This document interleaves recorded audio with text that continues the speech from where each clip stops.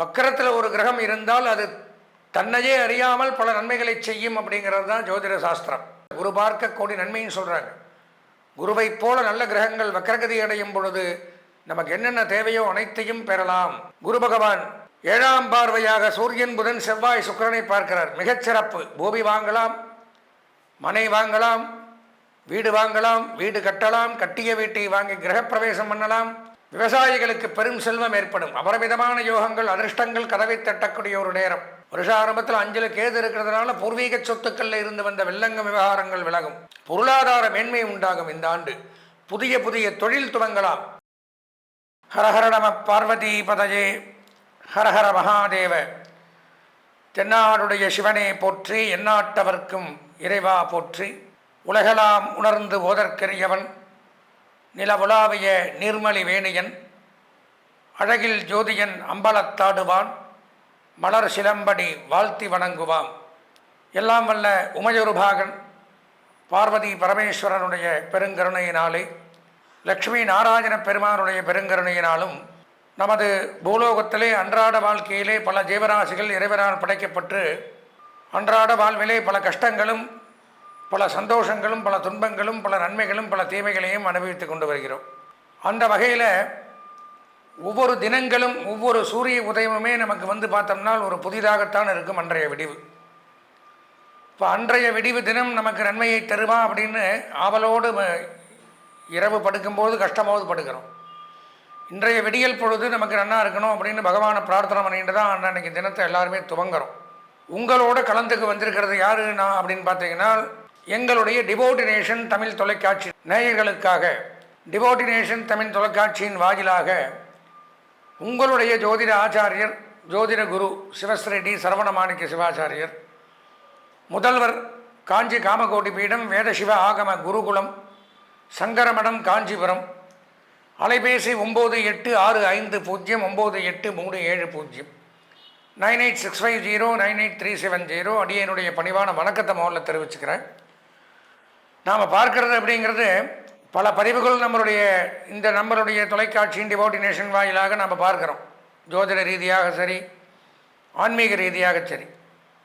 அப்படி பார்க்கும் பொழுது நான் சொன்ன மாதிரி ஒவ்வொரு பொழுதும் நமக்கு நன்மையை தருமா அப்படிங்கிற ஆவலோடு எதிர்பார்த்து கொண்டிருக்கிற வகையில் இப்போ பார்க்குற பதிவு அப்படின்னு பார்த்தோம்னா, வருகின்ற 2026 இந்த 2026வது வருடம் இந்த புத்தாண்டு. ஏன்னா நம்மளாம் தமிழர்களாக இருந்தாலும் முக்கால்வாசி எல்லாருமே கடைபிடிக்கிறது இங்கிலீஷ் வருஷம் தான் போடுறோம். அலுவல் ரீதியாகவும் சரி, பர்த்டே கொண்டாடுறதுனாலும் சரி, சில பேர் நட்சத்திர பிரகாரம் கொண்டாடுறோம், சில பேர் பார்த்தோம்னா இங்கிலீஷ் டேட் தான். பெரும்பான்மை அப்படின்னு எடுத்துட்டால் ஆங்கில தேதி. இப்போ ஆங்கில புத்தாண்டை தான் ஜனவரி 1ன்னு கொண்டாடி, ஏன்னா எல்லாமே அலுவல் ரீதியாக எல்லாமே அப்படி தான் நம்ம பழக்கத்தில் கொண்டு வரும். அப்படி பார்க்கும் பொழுது இந்த 2026ஆம் ஆண்டு 12 ராசிகளுக்கும் அன்றைய அந்தந்த வருஷத்தினுடைய நிலவர பிரகாரம் என்னென்ன பயிற்சிகள் நடக்கும், எப்படி இருக்கும் அப்படிங்கிறதெல்லாம் நம்ம பல வகையான ஜோதிட நூல்கள், அரிச்சுவடிகள், புலிப்பாணி சித்தர் இவரெல்லாம் எழுதி வைத்துட்டு போன பிரகாரம் என்னென்ன கிரகம் இந்த இடத்துல இருந்தால் என்னென்ன நன்மைகள் அப்படிங்கிறது தான் இந்த பதிவில் நம்ம தெளிவாக பார்க்க இருக்கிறோம். பொதுவாக பார்த்தோம்னா இந்த 2026 புத்தாண்டு பலன்கள் அப்படிங்கிற தலைப்பில் தான் இந்த நிகழ்ச்சி நடைபெறும். இதில் மேஷம், ரிஷபம், மிதுனம், கடகம், சிம்மம், கன்னி, துலாம், விருச்சிகம், தனுசு, மகரம், கும்பம், மீனம் ஆகிய ராசிகளுக்கு எப்படி இருக்க போகிறது அப்படிங்கிறத வாங்க தெளிவாக உள்ளே போய் 12 ராசிக்கு நம்ம விரிவாக பார்ப்போம். அன்பார்ந்த எங்களுடைய அஸ்வதி, பரணி, கிருத்திகை ஆகிய நட்சத்திரத்தில் பிறந்த மேஷராசி நேயர்களுக்கு புத்தாண்டு வாழ்த்துக்கள். வருகின்ற 2026ஆம் ஆண்டு நமது மேஷராசிக்கு அஸ்வதி நட்சத்திரம், பரணி நட்சத்திரம், கிருத்திகை நட்சத்திரத்தில் பிறந்த மேஷராசி நேயர்களுக்கு என்னென்ன நன்மைகள் நடைபெறப் போகிறது அப்படிங்கிறத தான் இந்த பதிவில் நம்ம பார்க்குறோம். புலிப்பாண்டி சித்தர் என்ன சொல்லியிருக்கார், மற்ற ஜோதிட அரிச்சுவடிகள் என்ன சொல்லியிருக்கு அப்படிங்கிறத தெளிவாக பார்க்குறோம். மேஷராசின்னு எடுத்துட்டாலே பொதுவாக பலவிதமான நன்மைகளை, நல்ல குணங்களை கொண்ட ராசி. என்ன அடிக்கடி ஒரு முன்கோபங்கள் அப்படிங்கிறது வரும், ஷார்ட் டெம்பர், திடீர்னு தொட்டத்துக்கெல்லாம் கோவப்படுறது. ஏன்னா மேஷத்திற்கு அதிபதி அப்படின்னு சொல்லக்கூடியவர் செவ்வாய் பகவான். செவ்வாய் பகவான் ரத்தத்துக்கு அதிபதி. ரத்தம் உஷ்ணமானால் ப்ரெஷர் அதிகமாகுது, ப்ரெஷர் அதிகமானால் கோபங்கள் வருது. அந்த கோபம் நிரந்தரமாக இருக்காது, சட்டுன்னு 5 நிமிஷத்தில் கம்மியாகி. இருந்தாலும் பலவிதமான பூமிகாரகன், சகோதரகாரகன், மருத்துவகாரகன், நிறைய சொல்லலாம் மேஷராசிக்கு அதிதேவதையான செவ்வாயை பற்றி. அப்பேற்பட்ட தங்களுக்கு இந்த ஆண்டு பலாபலன்கள் எப்படி இருக்குது அப்படிங்கிறத தான் பார்க்குறோம். மேஷராசி அப்படின்னு எடுத்துட்டால் மிகச் சிறப்பான ஒரு அமைப்பில் வருஷ ஆரம்பத்திலேயே 3ஆம் இடத்துல குரு பகவான் வக்கரகதியில் இருக்கார். வக்கரத்தில் ஒரு கிரகம் இருந்தால் அது தன்னையே அறியாமல் பல நன்மைகளை செய்யும் அப்படிங்கிறது தான் ஜோதிட சாஸ்திரம். வக்கரகதியில் கிரகம் ஏற்பட்டால், அதுவும் குரு போன்ற நல்ல கிரகங்கள், குரு பார்க்க கோடி நன்மைன்னு சொல்கிறாங்க. குருவை போல நல்ல கிரகங்கள் வக்கரகதி அடையும் பொழுது நமக்கு என்னென்ன தேவையோ அனைத்தையும் பெறலாம். வக்கரகதியாக இருந்து கொண்டு குரு பகவான் 7ஆம் பார்வையாக சூரியன், புதன், செவ்வாய், சுக்கிரனை பார்க்கிறார். மிகச்சிறப்பு. பூமி வாங்கலாம், மனை வாங்கலாம், வீடு வாங்கலாம், வீடு கட்டலாம், கட்டிய வீட்டை வாங்கி கிரகப்பிரவேசம் பண்ணலாம். விவசாயிகளுக்கு பெரும் செல்வம் ஏற்படும். அபரிமிதமான யோகங்கள், அதிர்ஷ்டங்கள் கதவை தட்டக்கூடிய ஒரு நேரம். விவசாயிகள் அப்படின்னு எடுத்துனோம்னா இந்த ஆண்டு 2026 நமக்கு ஒன்றுமே இல்லை, இடத்த வித்தரலாம், சைட் போட்டுடலாம், ரியல் எஸ்டேட் பண்ணலாம்னு நினைக்கிறவங்களாம் கூட மீண்டும் விவசாயம் பண்ணலாம். அந்தளவு யோகங்களை வாரி வழங்கக்கூடிய அளவில் குரு பார்வைப்படுது. அதே மாதிரி பார்த்தீங்கன்னா ரியல் எஸ்டேட் பண்ணுறவங்க, புரோக்கேஜ், கை மாற்றி விடக்கூடியவர்கள், உணவு தொழில், தின்பண்டங்கள், டீ ஷாப், பேக்கரி, இந்த மாதிரி உணவு தயாரிக்கக்கூடிய நிறுவனங்கள், ரிசார்ட்ஸ், லாட்ஜ், தங்கும் விடுதிகள் வைத்து நடத்தக்கூடியவர்கள், தொல்லியல் துறை இதில் பணியாற்றக்கூடியவர்கள், ஆராய்ச்சியாளர்கள், புதிதாக கண்டுபிடிக்கக்கூடியவர்கள், விஞ்ஞானிகள், குறிப்பாக சொல்லப்போனால் மருத்துவத்துறை, மருத்துவ மாணவர்கள், மருத்துவர்கள், செவிலியர்கள், மருத்துவ கல்வி கற்கக்கூடியவர்கள், மருத்துவமனை நடத்தக்கூடியவர்கள், இவங்கெல்லாம் சிறந்து விளங்கக்கூடிய ஒரு ஆண்டு. எதிர்பார்க்காத ஒரு பெயர், புகழ், அந்தஸ்து நமக்காக இதெல்லாம் கிடைக்குது, நாமளே அதிசயமாக பார்க்கக்கூடிய ஒரு நேரம்.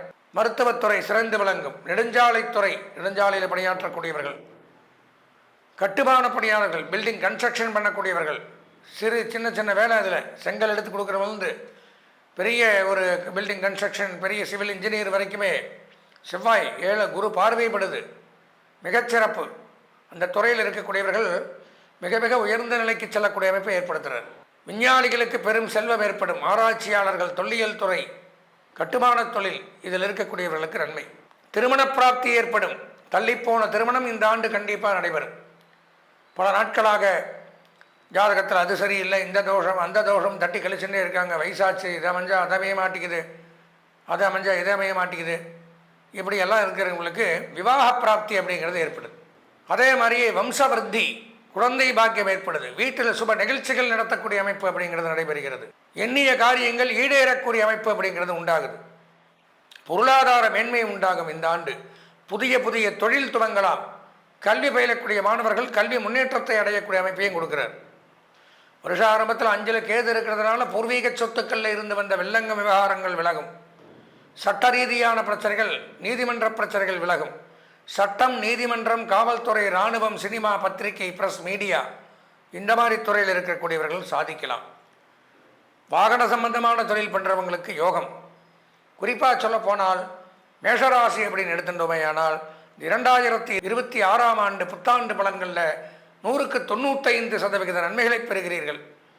அதில் குறிப்பாக எடுத்துனோம்னால் கல்வி பயிலக்கூடிய மாணவர்கள் 100க்கு 100% நன்மைகள். கலைத்துறை, அரசியல்வாதிகள், பெண்கள் இவர்களுக்கு 99% நன்மைகள். சுயதொழில், உத்தியோகம், வியாபாரம், விவசாயம், இந்த மாதிரி தொழிலில் ஈடுபடக்கூடியவர்கள், தனியார் துறையில் ஈடுபடக்கூடியவர்கள், கணினி மூலம் தொழில் பண்ணக்கூடியவர்களுக்கும் 100% நன்மைகள் ஏற்படுது. மிகச் சிறப்பான ஒரு ஆண்டாக தான் வரக்கூடிய புத்தாண்டு தங்களுக்கு விளங்குது. இந்த ஆண்டு தங்களுக்கு அதிர்ஷ்டமான வண்ணம் வெள்ளை, அனுகூலமான திசை தென்கிழக்கு, அதிர்ஷ்டமான எண் 3. இந்த ஆண்டு முழுவதும் வணங்க வேண்டிய தெய்வம் ஆஞ்சநேயர். அன்பார்ந்த நேயர்களே, நாம் இதுவரைக்கும் பொதுவாக கோச்சார ரீதியான கிரகங்களை வைத்து, நான் முதல்ல சொல்லியிருக்கேன், கோ அப்படின்னா கிரகங்கள், சாரம் அப்படின்னா பயிற்சியாகுதல். அப்போ இந்த 9, அதாவது கோள்களின் சாரம் கோச்சாரம்னு சொல்லுவாங்க. கோள்கள் சாரம்னா ஒரு இடத்த விட்டு இன்னொரு இடத்துக்கு போகிறது. நாமெல்லாம் எப்படி ஒரே இடத்துல உட்காந்துருக்க முடியாது. நான் உட்காந்துருக்கேன்னா இங்கேயே 24 மணி நேரம் உட்கார முடியாது. அங்கேயும் இங்கேயும் அலையிற மாதிரி கிரகங்களும் ஒரே ராசியிலேயே, ஒரே இடத்துலையே, ஒரே வீட்டிலே இருக்காது.